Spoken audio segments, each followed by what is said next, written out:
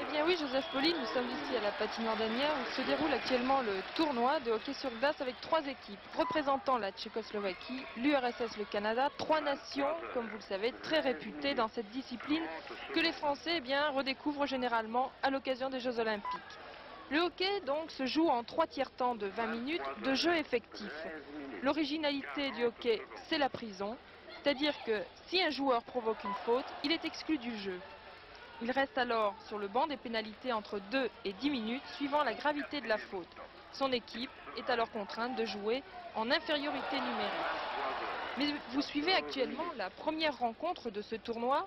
L'équipe tchèque de Kladno, qui est première au classement national et qui joue ici en bleu, et l'équipe soviétique de Khimik, troisième de son championnat, qui joue en maillot blanc. Le premier but sera soviétique. Sur un long dribbling de Virgin, le numéro 4, Kurenko bien placé trompe le gardien. Ce sera le seul point marqué en premier tiers-temps, dominé par les soviétiques. Il ne se passait rien durant le deuxième tiers-temps, les deux équipes restaient sur leur position. L'équipe tchèque, entraînée par le célèbre Pospisil, triple champion du monde, multipliait pourtant ses attaques, sans parvenir à tromper le gardien soviétique Pashkov, qui lui est champion olympique. Leurs efforts furent quand même récompensés, car à 10 minutes de la fin du match, grâce à une action collective des avants Rexigel et Martinek, ils égalisaient un partout.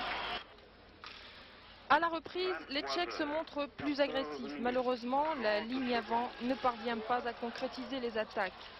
De même, les Soviétiques se montrent moins dangereux dans ce deuxième tiers-temps qui se solde par un match nul.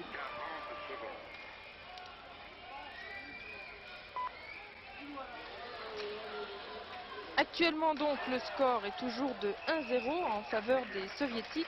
Mais nous en sommes à 10 minutes de la fin du match et tout est encore possible pour ces deux excellentes équipes. De toute façon, pour connaître le résultat final, je vous donne rendez-vous demain dans le journal de 13 h.